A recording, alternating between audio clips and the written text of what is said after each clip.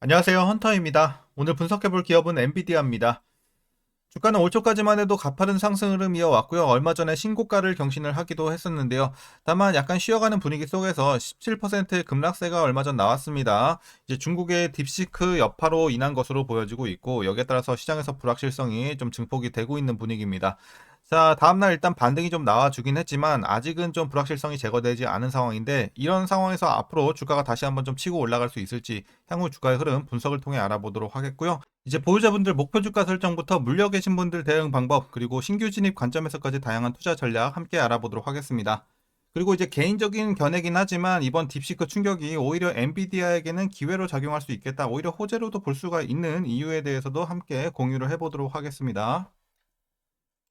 자, 그럼 이어서 공매도 현황입니다. 이제 최근에 공매도 비율이 1.22% 정도 나오고 있습니다. 뭐 어쨌든 큰 변화는 없어요. 살짝 올라오긴 했지만, 그리고 여기에 따라서 대차장고도 살짝 올라오긴 했지만 어쨌든 비율 자체도 크지 않고 우리가 걱정할 건 전혀 없는 상황이다라고 말씀드리겠습니다. 공매도 관련해서. 자, 그럼 이어서 동사 재무제표 분석 시작해 보도록 하겠습니다. 먼저 실적부터 살펴보도록 하겠습니다. 매출 굉장히 꾸준하게 가파른 상승 이어가고 있습니다. 올해도 전년 대비 2배 가까이 오를 것으로 보여지고 있고, 내년에도 가파른 상승은 이어질 것으로 예상이 나오고 있습니다.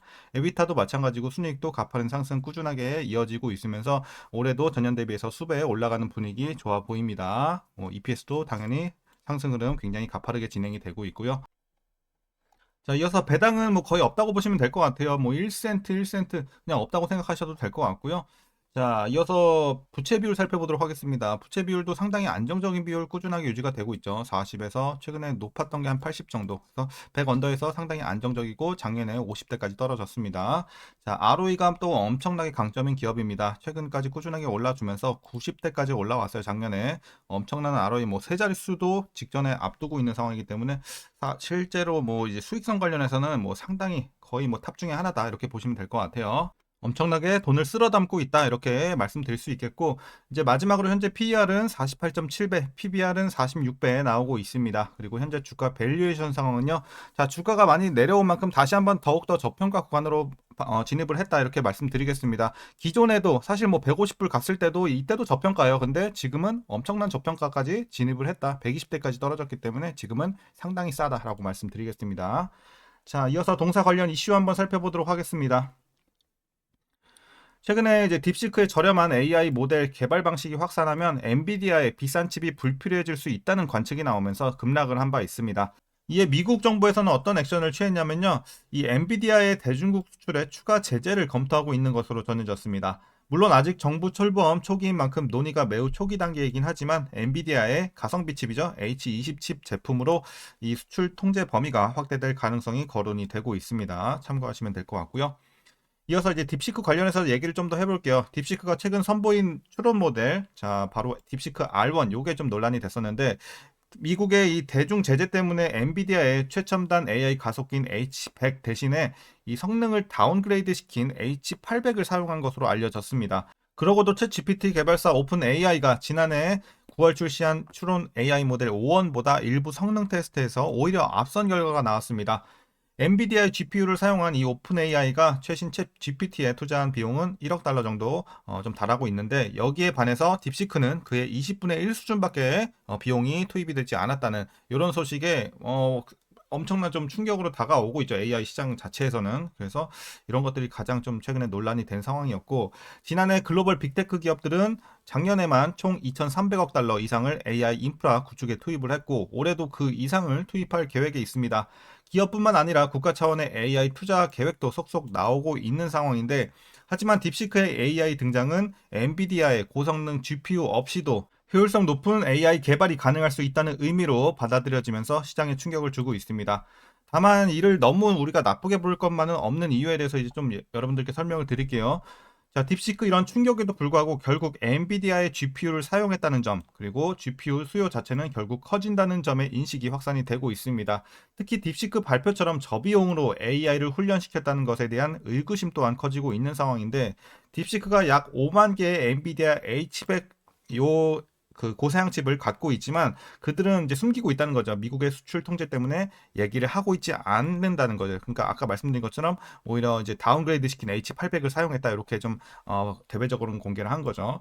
그래서 이런 팩트를 좀 숨기고 있다라는 얘기가 많이 나오고 있고, 또한 딥시크의 많은 일상적인 비용과 개발 비용이 총액에서도 제외가 됐을 수 있겠다라는 의구심도 들고 있습니다.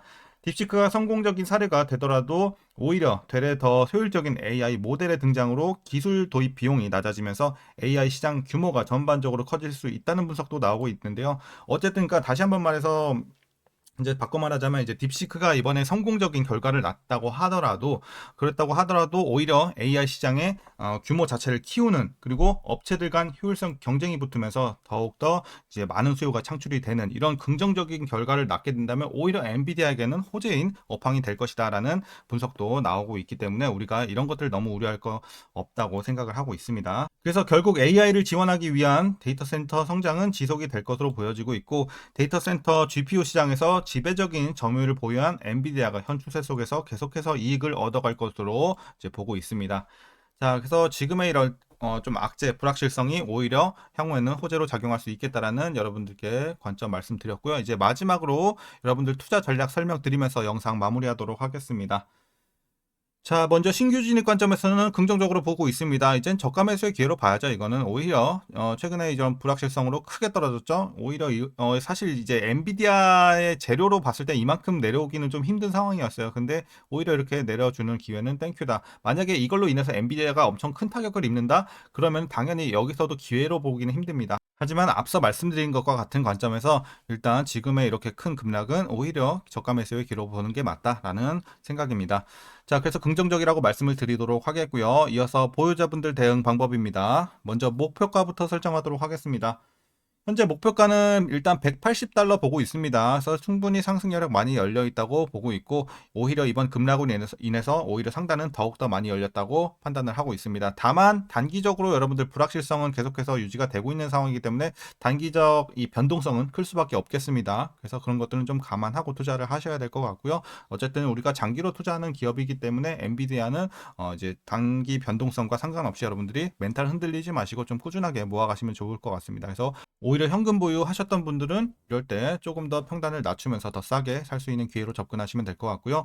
이제 마지막으로 위에서 물려 계신 분들 대응 방법입니다. 일단 단기적으로는 좀 있을 수 있겠습니다. 물려 계신 분들도. 하지만 뭐 큰 걱정은 없다고 생각해요. 지금 굳이 물탈 필요는 없어요. 그냥 꾸준하게 보유만 하셔도 충분할 것 같고요. 나는 현금이 너무 많아요 하시는 분들 조금 물타는 것까지는 괜찮아요. 하지만 굳이 지금 하락폭이 크진 않은 구간이기 때문에 여러분들이 그냥 거의 보유만 하셔도 충분할 것 같습니다. 물타기 관련해서는.